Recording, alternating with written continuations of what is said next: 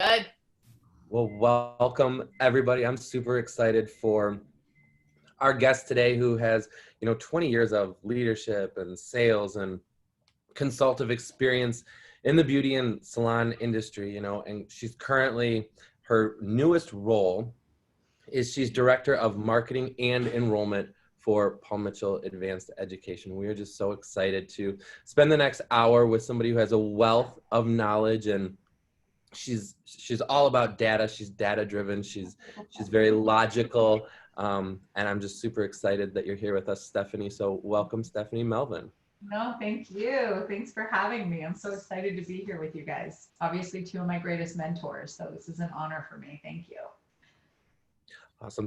I know that you got your start before the beauty industry. If I remember correctly, it was with watches. Well, you have a good memory. You have a really good memory. That's not necessarily the whole story. But I'll work it in. I guess quickly, I was in college, first person in my family to actually go to college. So I was really determined, really excited, dedicated, not necessarily a comfortable environment for me, but I was really dedicated. But I needed to work. So I grew up pretty poor, so as a lot of people did, and so I needed to pay my way through college. So I got a job at Dillard's, the department store, working at Estee Lauder. And so I was so excited. I was so excited about my little job that I had, and I was working like 40 hours a week. Fell in love with making people feel really good about themselves and feel really, really beautiful. And I was 18 years old. And I learned that just like a little blush, a little lipstick, like it takes somebody here, but like the way that you touch someone's face when you put makeup on them, or the way that you like gently move their hair, or the way the energy that you put onto somebody else during that entire consultation, like that's really what takes it to the next level. Like that's why they buy the stuff, not because of the stuff, right? They're buying it because of the experience that they had. And obviously at my age now, it's easier to look back on that and look at it through that lens. But I can distinctly remember experiences that I had with clients when I was like 18, 19 years old in that environment. And so I stayed with Estee Lauder for a while, kind of moved away from it. I worked for Aveda for 6 years. So I just was addicted to the beauty industry. I worked in a salon, managed a salon, just like couldn't get away from it, but that's not what my school was about, right? So I thought like, well, as soon as I'm out of school, like I'll do something else. Never happened. But I did actually work for Rolex for a little while, worked for a jeweler. So you've got a really great memory.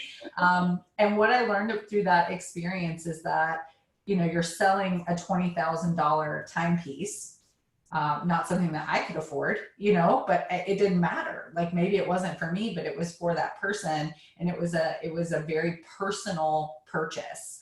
And so it was all the same skills. It was about building rapport, getting to know your client, what's important to your client. Why is this purchase really important?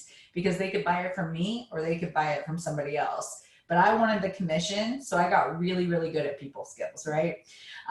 So I did do that, but I was in love with the beauty industry. So I only stayed for like 2 years, and then I came running back to the beauty industry, and they had just built a Paul Mitchell school in my town, Lexington, Kentucky. And so I started working in admissions at the Paul Mitchell School. And I remember Jeremy Teal explaining the position to me. And I was like, oh, so it's like sales. And he was like, well, not really. And I was like, oh yeah, it is.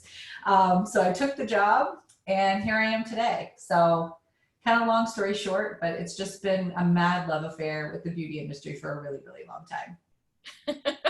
Tell me, how in the world does someone, or why does someone actually need a Rolex watch? I'm dying to know. That's a really good question that I've yet to figure out. It's that statement that people want to make. It's like their car, their watch. I've also found that like with women, our purchases, we really get to accessorize in so many different ways. Like people will buy, a $2 or $3 or $4 or more $1,000 purse. Like they'll have this amazing bag, right? For a man, a lot of the times it's about his timepiece. It's about the timepiece that he wears. So it was really that statement piece. But what's interesting about that and our conversation today is that I see that changing generationally. And today, like those status symbols and purchasing a Rolex or spending 10, 20, 30 or more $1,000 on a timepiece isn't the same to a young man today as it would have been 20 years ago. So what an industry that we love, an industry that we look on fondly for historic purposes, but not necessarily for the future. So that's probably another conversation for another time. And Rolex probably wouldn't invite me to be on their podcast. But you know, I have a lot to say about that. Times are changing and we got to keep up, right? Times are changing, no pun intended, which I think is perfect, roll-in for this whole thing, Rolex roll-in, right? But I love what you just said, something, you kind of dropped a bomb and I don't think you realized it, because I watch a lot of our stylists in our salons, they'll purchase a $3,000 to $4,000 bag, or at least $1,000, right? A purse, because they want to make a statement. And I've seen this happen with quite a few of our hairstylists, but yet they can't sell a $10 bottle of shampoo, right? And also I've watched some of our stylists have gotten a lot better in 2020 because it kind of helped us to reset, which was really awesome. And so what I saw, these are young ladies in their 20s. I even have some in their 30s, and I've had some in the 40s, right? Even higher in our salons, and still can't sell a bottle of shampoo. Right. But it's interesting. We were resetting this whole year with 2020 COVID and just went through a lot of training, Stephanie. It was really, really awesome.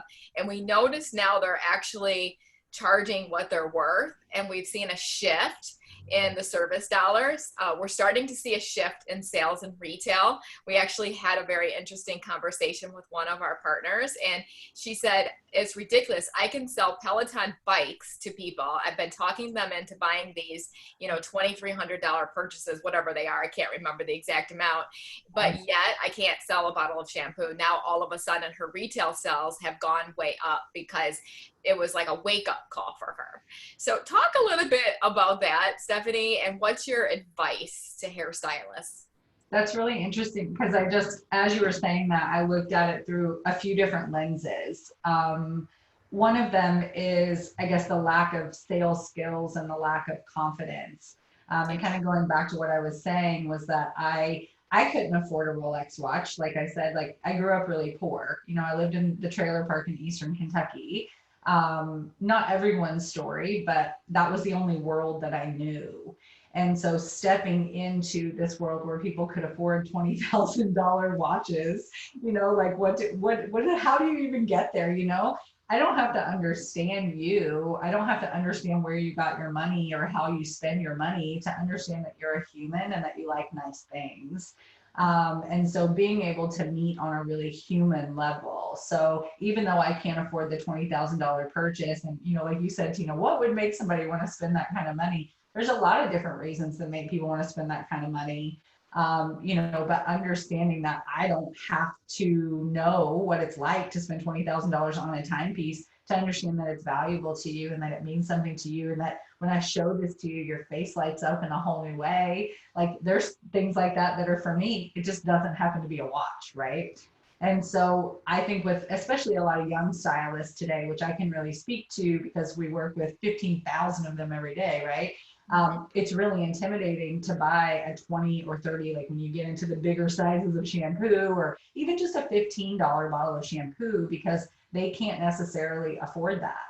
And that's hard for us to wrap our heads around because, they're going and buying $2, $3, $4 bottles of shampoo maybe, but buying this luxury item. And they also don't want to seem pushy. They don't want to push something on someone that they maybe don't want. And so you're assuming other people's reaction to the sale, which is something that we have to step back away from. Like you're putting that on someone else and creating the experience for another person. You're telling yourself that they're going to say no, that they're going to be offended, or that you're going to ruin the relationship. Or why would you think that? Like, what is it about that that's really getting in your head and putting that block or that barrier, when you could literally have a paradigm shift that tells you that you're helping this person achieve amazing results at home?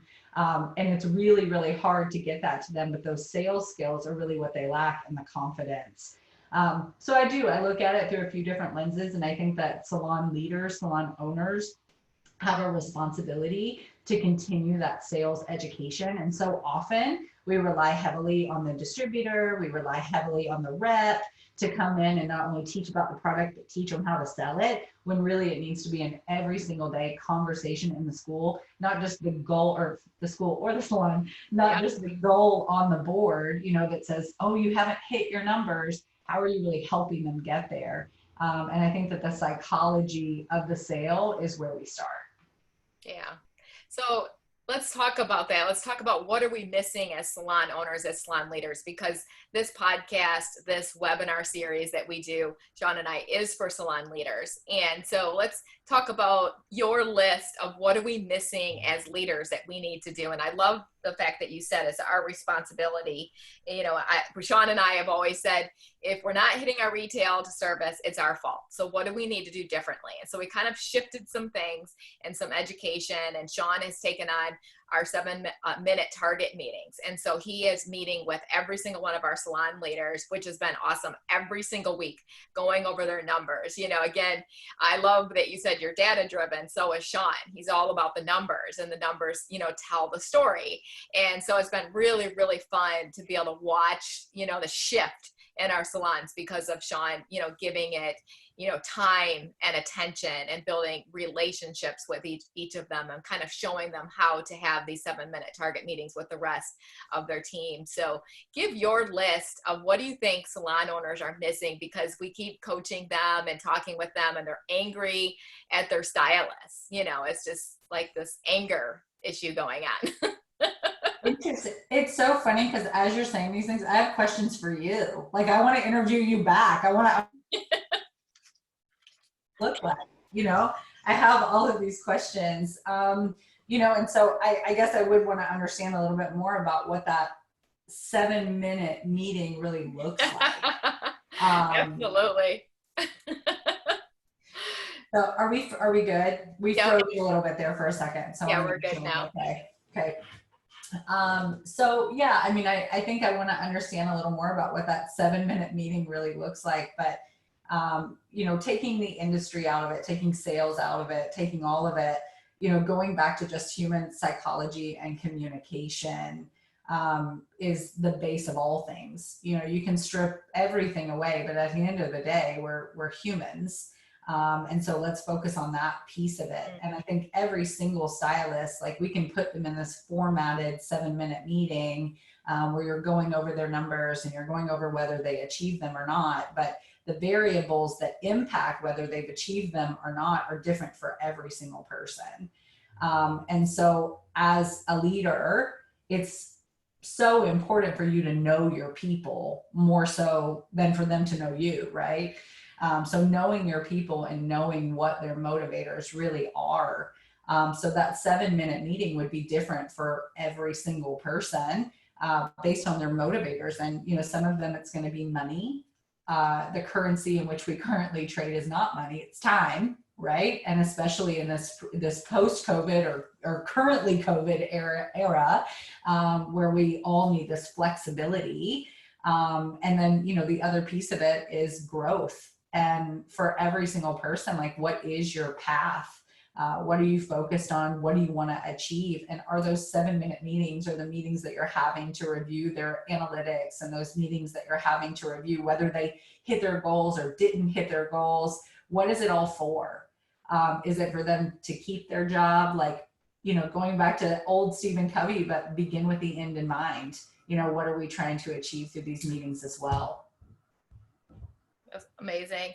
I love that you said you have to know your people. You have to know the variables that impact the numbers. And I think you just hit the nail on the head, because, Sean and I made this realization quite a long time ago that it has to be people before profit, right? We used to say purpose, but we're like, oh, that just sounds kind of mumbo jumbo, pie in the sky purpose, right? Let's really talk about our people. And so knowing those variables and kind of getting to the root of the issue, like what's really going on, what's causing them not to be able to hit their numbers, to not believe in themselves. And it really has gone back to that, Stephanie, of helping to build their confidence. And so we've taken a lot of strides in place of doing a lot of leadership masterminds with our team and spending a lot of time with them. I literally have been going through the book with our team, Girl Wash Your Face by Rachel Hollis, for 1 year. And I'm telling you, if there was a book that impacted them more than any other book, it's that book, because she is deep, she's vulnerable, she's transparent, and it's caused them to be deep and vulnerable and transparent, and it's caused them to get to the root of the issue. So what have you seen in your experience with our future professionals that graduate in our Paul Mitchell schools, or any schools for that matter, and then they leave the industry? Why do you think that is? And again, let's kind of go through that list, that laundry list, if you will, of what you think needs to happen. Sure, absolutely. You know, and this is my wheelhouse. This is where I feel most comfortable. I love this conversation. I do want to pause on the Rachel Hollis comment, because that's not my personal favorite book. And so, but what it goes back to, Tina, though, is like, it's the culture of your salon. And Yeah. culture of your leadership and what you wanted to create. And that book, Girl Wash Your Face, is very much aligned with your mission, your goals, your core values, how you communicate, what you want your stylist to take away. And so you've created this bubble where certain people are going to belong and other people are not. And that's okay. Right. But it's important that we establish what those expectations are and what the cultural fit needs to look like right up front. Because a Tina Black salon might not be for everyone. I love Tina Black. I would love to work with Tina Black. But there's certain things that may not be a good fit for me. You know, my book that I always go back to forever and ever, I think I just quoted it, but it's 7 Habits of Highly Effective People. Yeah. You know, but for me, it's a list. There's 7 things, right? And my little analytical brain works really, really well in this list format, but they're tried and true pieces. And so for me, I would always be going back to things like that. For you, you have a very different way that you communicate with your stylist based on the culture of your salon. So I think number one, having leaders really understand and establish their own personal culture and their own personal why. Yeah. Your core values, the core values of your team, and do those things mesh.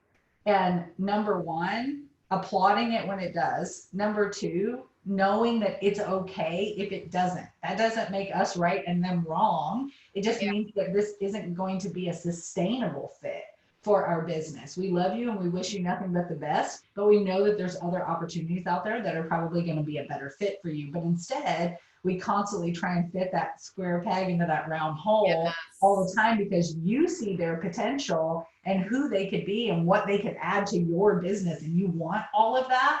But the main piece and that main layer, just like in a relationship, you may really love that person. They may be really hot and you want to spend your life with them, right? But at the end of the day, if your core values don't match up, it's never going to work. And so I think really having some of those general understandings, and, you know, Tina, you and I have both been in situations very recently where we don't always agree with the people that are around us, recognizing that that's okay and be willing to go our separate ways. So I think those hard conversations are hard for people to have. That harsh reality that, you know, not everyone agrees with you or believes in the way that you live your life, and knowing that that's okay and that we can all coexist. So I think those are probably some of the deeper pieces of it. The other piece of it that I see most often at our level in the schools with students is perception versus reality. And, you know, for the beauty industry. And I see it a lot, especially with new stylists that go in and then come back to the schools and say, that's not what I thought it would be. So the perception, you know, those things on Instagram where it's like Instagram versus reality, like what you think it's going to look like and then what it actually looks like. But it goes back to the root of it all. Are we doing a good job of really explaining what the industry is about? And not just the beauty industry, but it looks fun and it looks glamorous and it looks really exciting. But at the end of the day, it's really hard work and the results aren't instantaneous. And we live in that world now where everybody wants everything like 5 minutes ago. But the money doesn't come quickly. The clients don't come quickly. But everyone is made to believe via social media, which is probably another leg of this conversation, that they can be an entrepreneur and they can do whatever they want. And so they're willing to just jump when things don't go their way. So I think that perception versus reality, and how can we do a better job in the beginning of explaining what the expectation really is and what they can expect it to truly look like. Wow.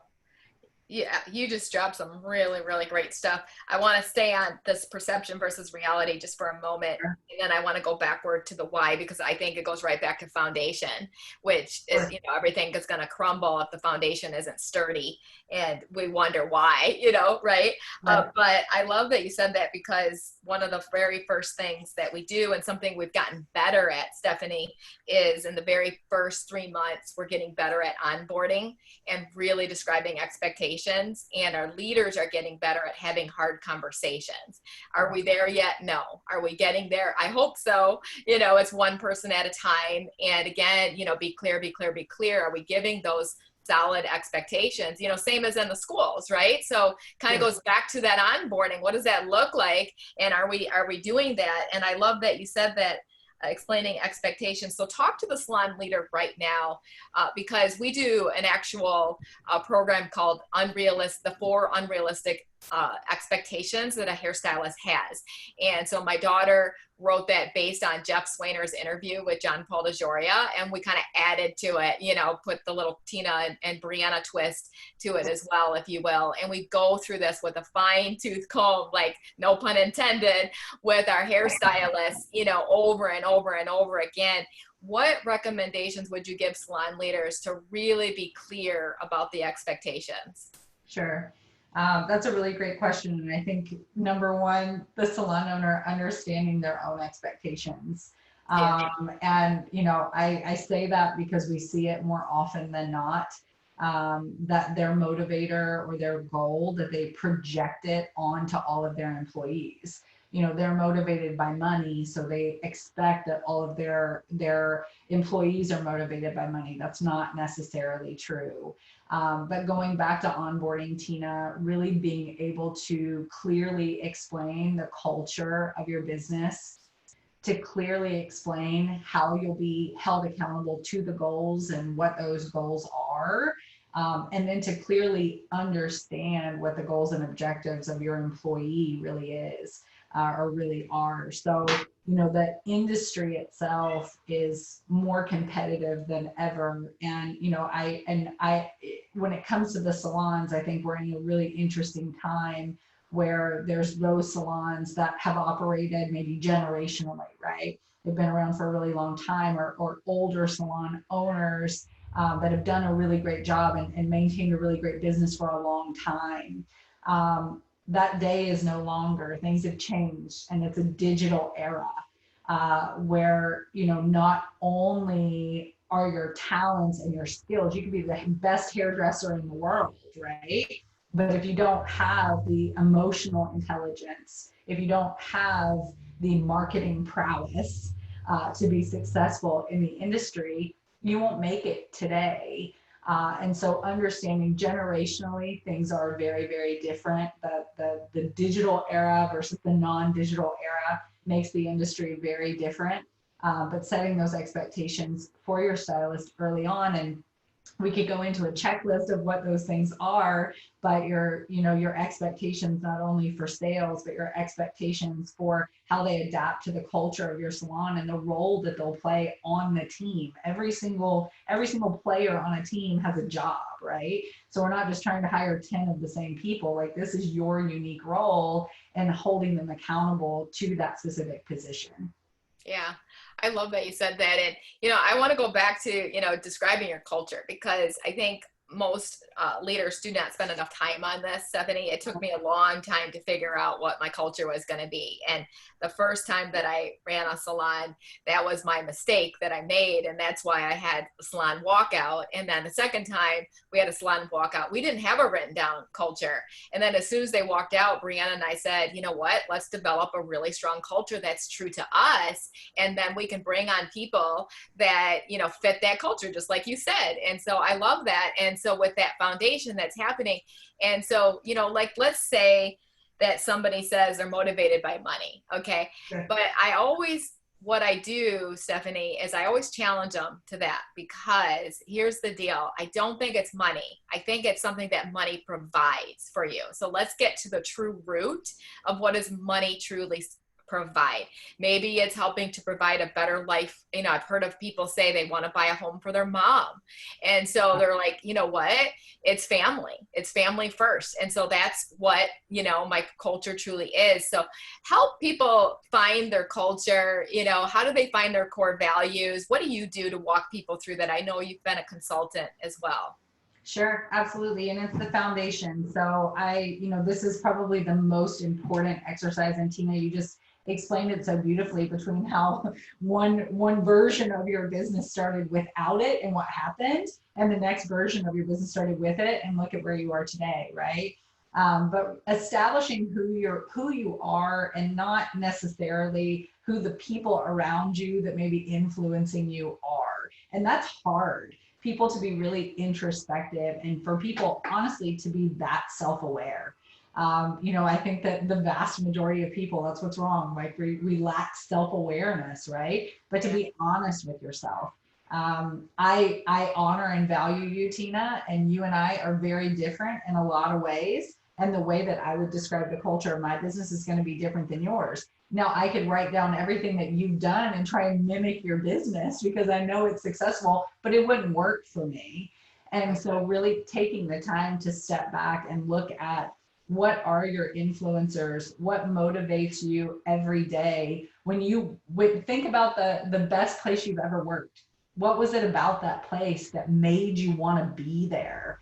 I asked my daughter this. She works in a salon right now, and I asked her why she loves being there. And she said, it's like a family. And my daughter values family more than anything, like proud mom moment over here, but she values family over anything. But when I was her age, I didn't have money, and I didn't have that support. So for me, it would have been the paycheck, right? But for Mia, it's not about the paycheck. It's about how she feels.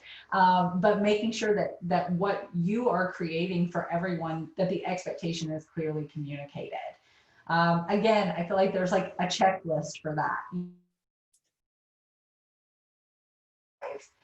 When you close your eyes and you imagine that environment, what does it look like? What does it sound like when you walk in every day?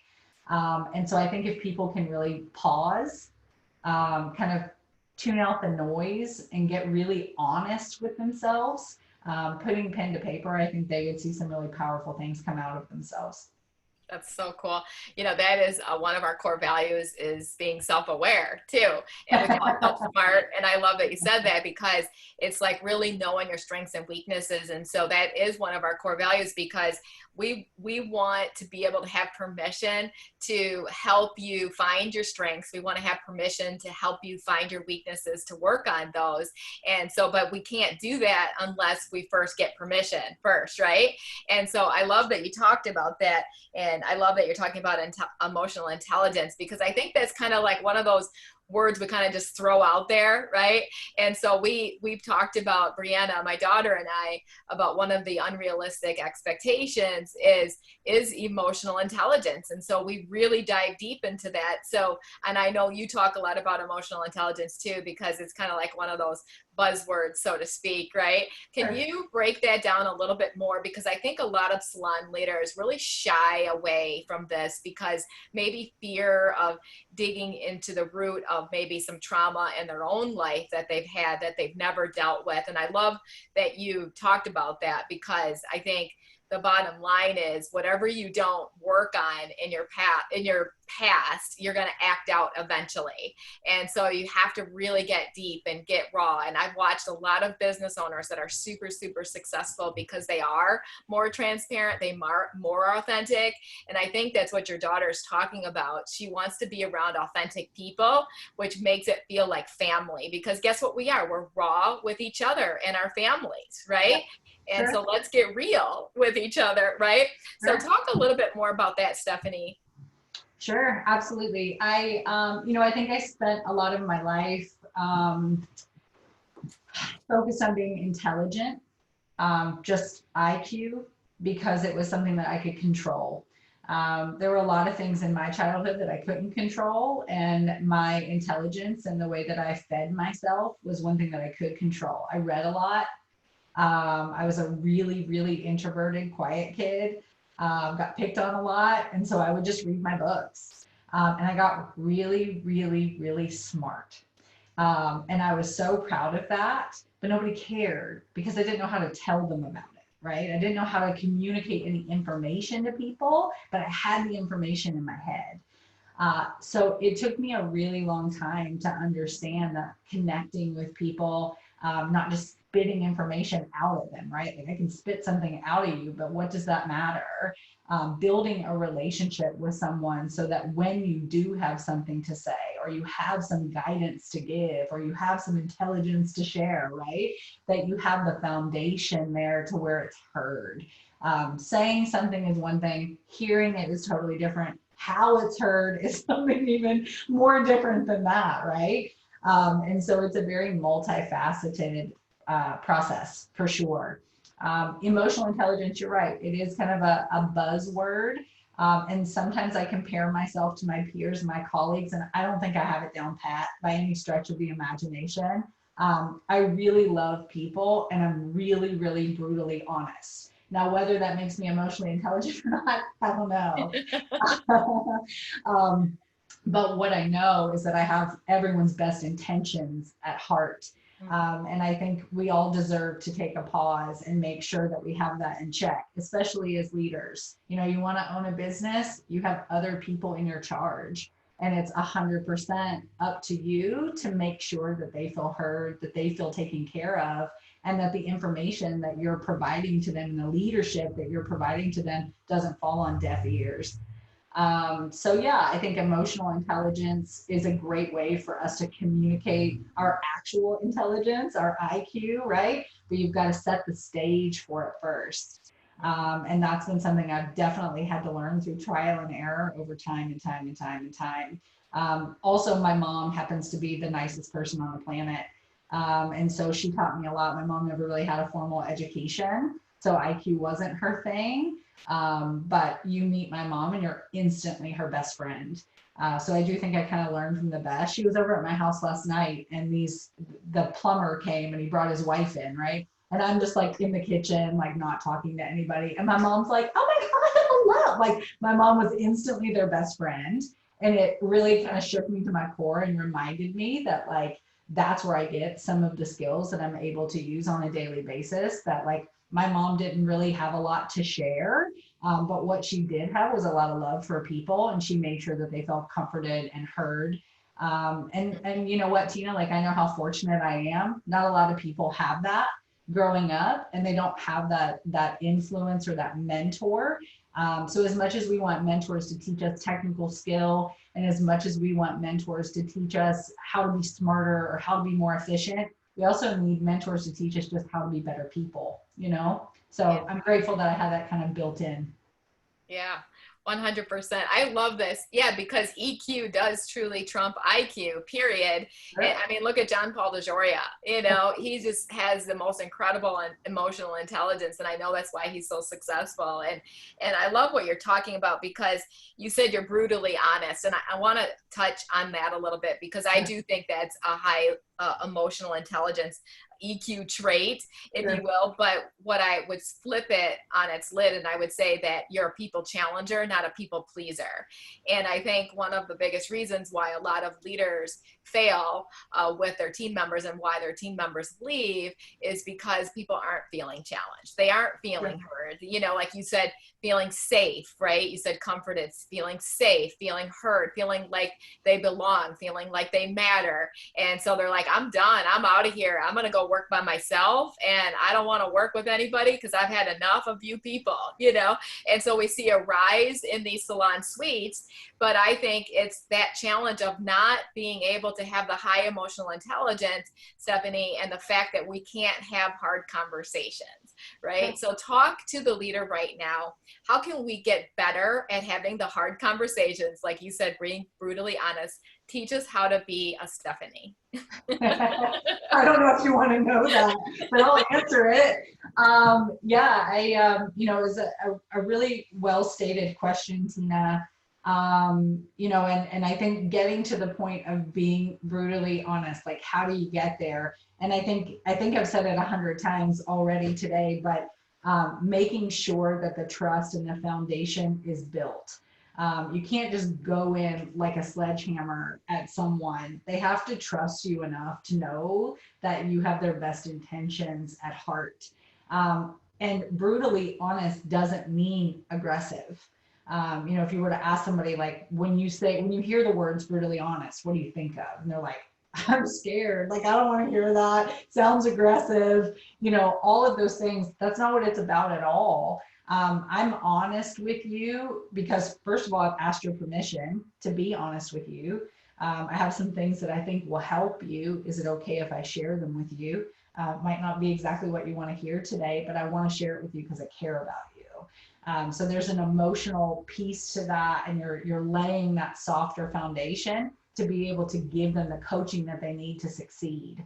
And so they have to understand that about you, and they have to trust you before you can drive in with that delivery.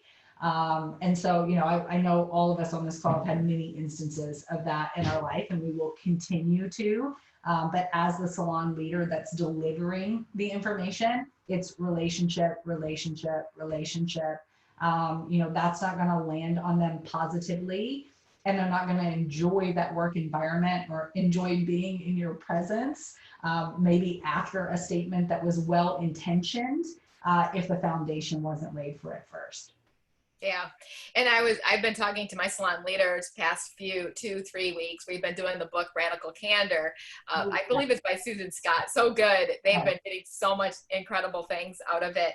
And we've been talking about this, but about the fact that people know when you truly care about them, and you shouldn't be coaching them if you don't. And so let's talk about that for a moment. You know, coaching somebody that you really don't like, first of all, okay, let's talk about that. How are you gonna start to like them or release them from your team, you know, so that they can go flourish somewhere else, like you said, because maybe you don't like them because they don't fit your culture, right? Whatever reason, whatever it is, toxic, but let's help them to, you know, get on another team. So let's talk about that too as well. I mean, because you can't really fake liking somebody. Right. I can't. I think a lot of people can. I know I can't. You'll know immediately if I don't like you. And I really wish I could work on that. Maybe that's my next level. I'm really bad at it though. Yeah, that's a really good one. My other daughter works at a restaurant, and her boss doesn't like her for whatever reason. She just doesn't like her, and she's hard on her. Do this, do this, do this. And then, you know, she'll say, can I go now? And she said, well, let me inspect it. And she'll go and look and be like, you missed a spot. Like, she's hard on her because she doesn't like her. And so Simone, my daughter, she said, it's unfair. And I said, you're absolutely right that it's unfair. It's 100%. You're 100% right that it's unfair. But you're probably not going to change her because, I mean, what have you done wrong, first of all, right? So we start looking at it and analyzing it, but you might not be able to change the relationship. So from a leadership perspective, not liking someone, you know what, Tina? And I think that you nailed it. Like, first of all, get to the root of why you don't like them. Yeah. That's huge. There's probably 5 people in this world I just truly don't like. There's not a lot of people. I think that everybody has a lot of value. Not mean that I want to like hang out with them or have wine with them, but there's like probably 5 people I just genuinely don't like. Mm-hmm. But when it comes down to them, and I've had the opportunity to maybe work with them or coach their business or something like that, I still want to give them my all. At the end of the day, can you say that you've done everything that you possibly could to build the relationship? If it needs repairing, repair the relationship, enhance the relationship. And if it still doesn't work, to know that you can just say it's not working and let it go. And I mean, the thing about it, Tina, is that people do this every day in their dating lives, right? Like you try and you try and you try, and you never want to break up with somebody because you know it's going to hurt. And you know you're going to be lonely after it happens, right? So you hang on probably too long. Somebody listening to this understands that statement. Yeah. But but we all hang on a little too long, even though it's toxic for both of us. And then when you let go of each other and you both start living your genuine, authentic lives that you're supposed to live in these cultural bubbles that are fitting for both of you, you thrive, right? Yeah. So I think it's okay to say, after you've evaluated and made sure that you've done all that you could do, to say, I don't know that this is working for either of us, and I don't want to leave on bad terms. So the best thing I can do is wish you well. But I would say salon leaders, any sort of leader, is afraid of maybe losing the talent, losing the money, having a gap to fill. So you feel kind of chained or imprisoned by this team member. And so I think getting to the root of that fear is extremely important and critical for salon leaders as well. Wow. That was really powerful, because we do talk a lot about, not being held hostage, but yet we all do it, and so kind of getting to the root of that, why are we held hostage and how can we stop being held hostage, right? Really, really building, appropriate, solid relationships. Let's talk about that, because you said it's all about relationships. And I love that you said that, because we're always coaching our salon leaders in this process. And one of the things that I really focus on, Stephanie, with them, is building appropriate, solid relationships. And because there is inappropriate and there's appropriate. And I've watched a lot of salon owners and the salon leaders, maybe they'll go out with one of their staff members. I'll just use a typical example that I've seen quite often is they'll go have a drink with them, they get drunk with them, and then they start gossiping with them about other people on the team, thinking that they're building trust with them, but yet it's a toxic way of building a relationship, right? And I think a lot of people don't realize that they're doing that, and so what does that look like for a leader? What type of, conduct should they have, so to speak, to be a great leader? That's awesome. I listen to a lot of podcasts, and I always hate when people say I love that question, but I love that question. It's such a good one. I love that question. And I'll say, like, I'm a consultant. I have a consulting business as well. And so I work with a lot of different types of businesses. And it's not just the salon industry. It's anyone that's trying to build a bond. And so they go out, they cross the line, they get, maybe they're drunk, maybe they just have some drinks, they get a little sloppy, they get a little loose-lipped, and they think that if I share with you my personal life, then you're going to feel more connected with me. It's a really slippery slope into losing respect. And you just have to think about it. If you're doing business with your friend, it's a lot easier for you to let certain things slide, right? And to get real messy. I made a new commitment to my team with Paul Mitchell Advanced Education a couple weeks ago.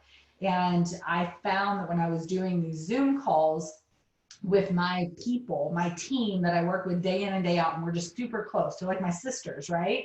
That while they're talking, I would get on my phone and I would answer a text, or I would be checking my email while they're talking. And I realized that I was giving my worst version of professional self to the people that I love the most, right? And so I reaffirmed my commitment to them that these are my professional standards and I'll maintain them at all costs, beginning with you, not just the people that I feel like I need to like put on my best professional face for, right?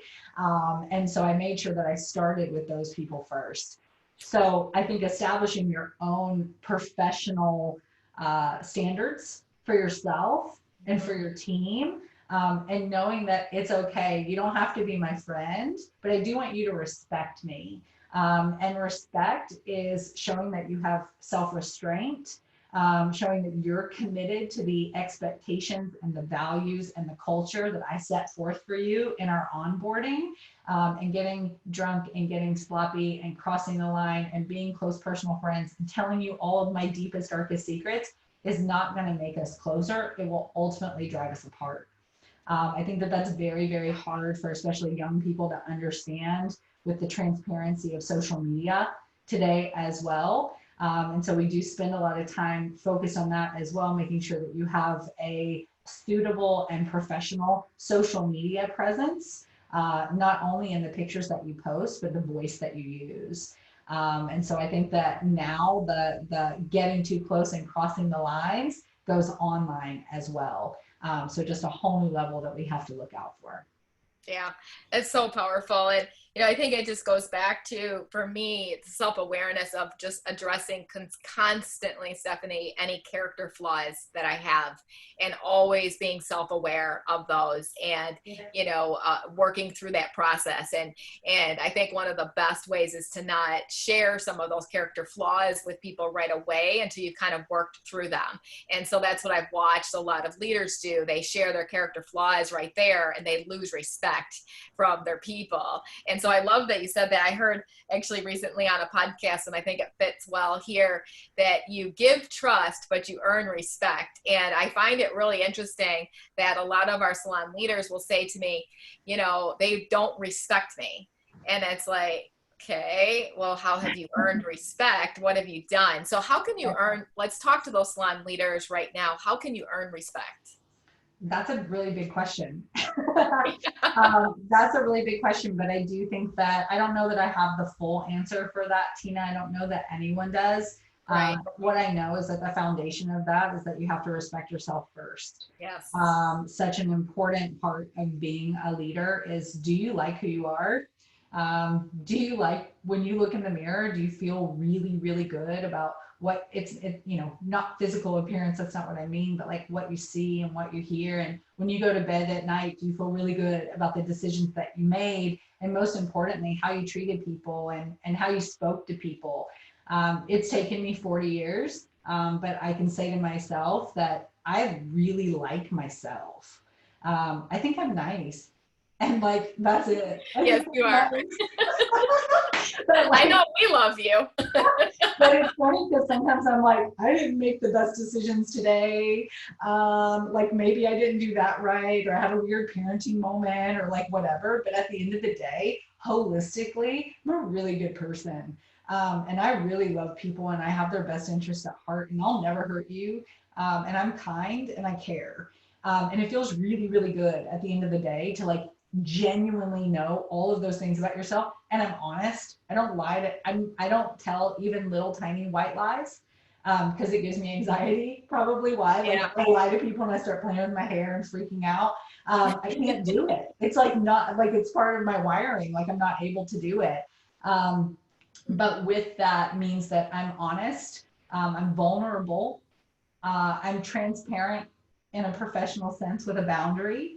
Right. With my colleagues, with my friends, with my family. And I would love it in return. I don't expect it in return. If you want to give that to me and you want to be vulnerable with me, that would be awesome. And I hope that I create a really safe space for you to do that. But if that's not how you feel about me, and that's not the vibe that we share between the two of us, that's okay too. But I have to do my part every single day, regardless of what you give back to me. So that respect piece of it, I think the consistency is what matters as well, most importantly. And, Tina, we were talking earlier just about how people leave, they don't give it enough time, and then they're gone. Like, you didn't even have time for the relationship to be built. So what you have to get good at as a leader is building it fast.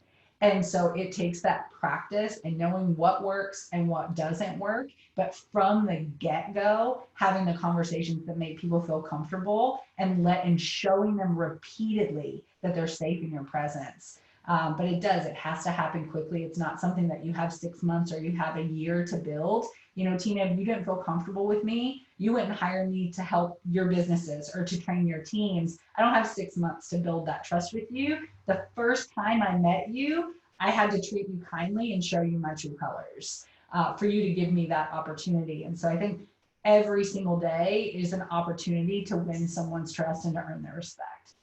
Yeah, that's so good. Yeah, you have to build it fast. And I love what you're talking about too, Stephanie, because we always talk about the law of the lid, because as a leader, you always have to be 2 steps ahead of somebody, not 10 steps ahead, just a couple steps ahead, right? And that's how you're going to earn that respect, because you have to remember who you are is who you attract. So if you're frustrated with your people, I always tell leaders, well, look in the mirror then. What are you doing to grow yourself? That's why we started these free webinars. We've got the podcast going. We want to really help develop leaders, Stephanie. And so how do you stay a couple steps ahead? What do you do to invest in yourself? And what would you love to see salon leaders doing more of? They're really, I keep saying it. That's a good question. It is a good question. You ask really good questions. My least favorite statement. I'm saying it over and over. Investing in yourself. I told you kind of a few minutes ago that I, grew up reading a lot. And kind of keeping my head down and just pouring knowledge into myself. And that's where I've learned that I'm able to add value to other people's lives, is like knowing stuff, So I'm constantly learning, constantly listening. But it's, I see people, my partner is a personal trainer and she has her own business. She is thriving. She's doing so well. And these people that work out with her, they spend hours in the gym. Like they're so focused on their body. And so she started working with them on like, what are you reading? What are you listening to? Because now she has this open door to influence in a whole different way. And it's funny because some of them will be like, bro, I don't read. Like, no, I don't have time for that. And I'm like, so you have time to be on the treadmill for 2 hours, but you don't have time to read a book or listen to a podcast, maybe while you're on the treadmill. The fact of the matter is that nobody has time. Nobody has time. None of us do. But what you do have time for is scrolling through your Instagram. I know you do. If you're listening, I know you do it. We all know you do it. I know you're on TikTok. But while you're on there, who are you following? And how are they influencing you? And I do think that every bit of information, every person that you interact with is either adding or subtracting from the value of your intelligence and your life. And so who are you following on social media? You don't have to sit down and read a book cover to cover. You have podcasts like Next Level Salon Leadership to pour into your life, to pour into your mind. And so you have to prioritize learning. It's not something that you just put on your calendar. It has to be a day in and day out experience and built into what you already do, or it won't happen. Yes, built into what you already do. And the same thing as working out, it has to be built in. You can't make it hard, for yourself, or you won't stick to it, So I love that you said that. And so as we close this out, I know Sean's gonna close us out with the last question, but I just want to thank you personally, Stephanie. And I do sincerely respect you. And I cannot imagine having my life without you. You have shifted and changed my companies in so many ways. So thank you for being on this today. Thank you. That feeling is super mutual, Tina. Thank you so much for the opportunity. I appreciate it. You talked about such great things. You talked about perception versus reality, beginning with the end in mind. You talked about culture. You talked about the why. You talked about hard conversations. You talked about the generation change. Mm-hmm. And that's kind of where I wanted to leave the last question, because you talked about how we're in a digital era and you have to market yourself differently. So for those that maybe are in a different generation, what advice would you give them to be competitive or stay relevant in the digital era? Oh, Sean, why do you only give me like 3 minutes to answer this question? It's a huge question. It's one that you could probably do an entire podcast on. I'm sure you already have. If you have, send it to me. I'd love to hear it.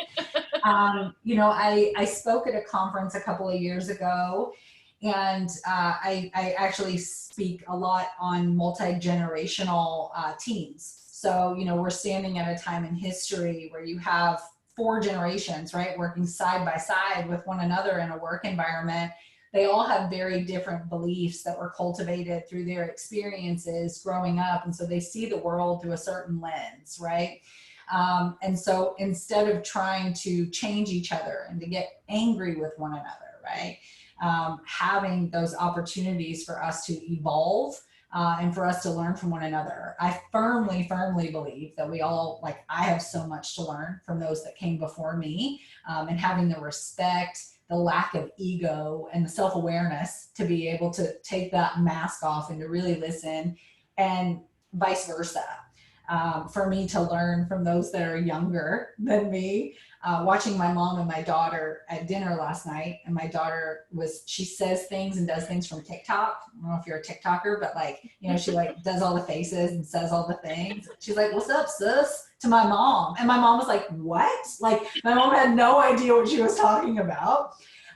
But even watching it play out in like a family dynamic is funny, but at work, it's happening as well. Just because you're in the confines of a professional environment doesn't mean that those things go away, right?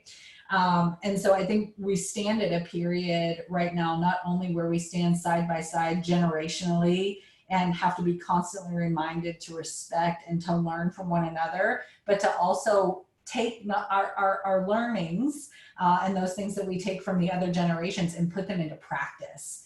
I think we stand at a moment right now in the current climate of America where doing work with purpose is important to all generations.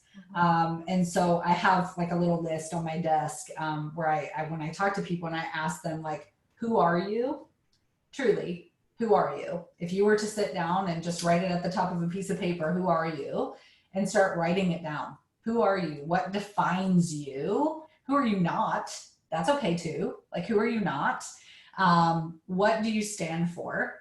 So this is part of kind of building that culture as well. So what do you really stand for?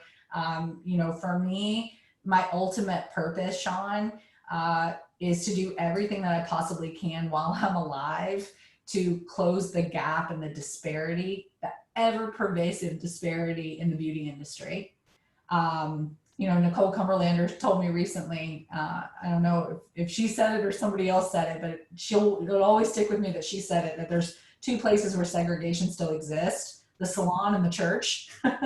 And for me, I see that every day. And so I will take my last breath, just doing everything that I can to close the gap on the disparity that exists, not only racially, but culturally, socioeconomically, and generationally, what we've learned. And a lot of those things intermingle there. So what do you stand for? How do you share the message of what you stand for? So the how, so again, like we talked about earlier, that sledgehammer, right? Of like, this is what's right and this is what you should believe, is obviously the wrong way to do that. Building trust, building respect, creating a foundation of understanding and mutual respect, and being able to share opinions. So how are you actually delivering and sharing your message? What does your social media look like? Is it offensive, or is it kind and inviting and open to conversation? And then ultimately, why is it important? Why is it important that you share that message with another person? Why is it important that you project your beliefs onto other people? Why is it important that they navigate the professional environment like you would, or how you were raised to do it, or maybe how your generation does it now? Because I think that every generation brings value. Even if you don't know how to navigate technology, someone else on the team does.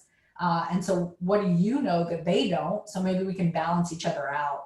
like we were talking about earlier, it's a team, and every single player on the team has a different purpose and a different role. And it's our jobs as leaders to identify what those purposes are, what those roles are, and to really help them grow into them, learn from those around them, and play together as a team. So again, we could go on and on that conversation, but I appreciate you asking. I love that. What a great way to end. Who are you? What do you stand for? How will you share your message? Again, thank you so much, Stephanie, for joining us today. And like Tina said, we highly, highly respect you and value all that you have to offer. Thank you so much. Thank you for having me. Thanks, Stephanie. Thanks everyone for joining us. Bye-bye. Bye-bye.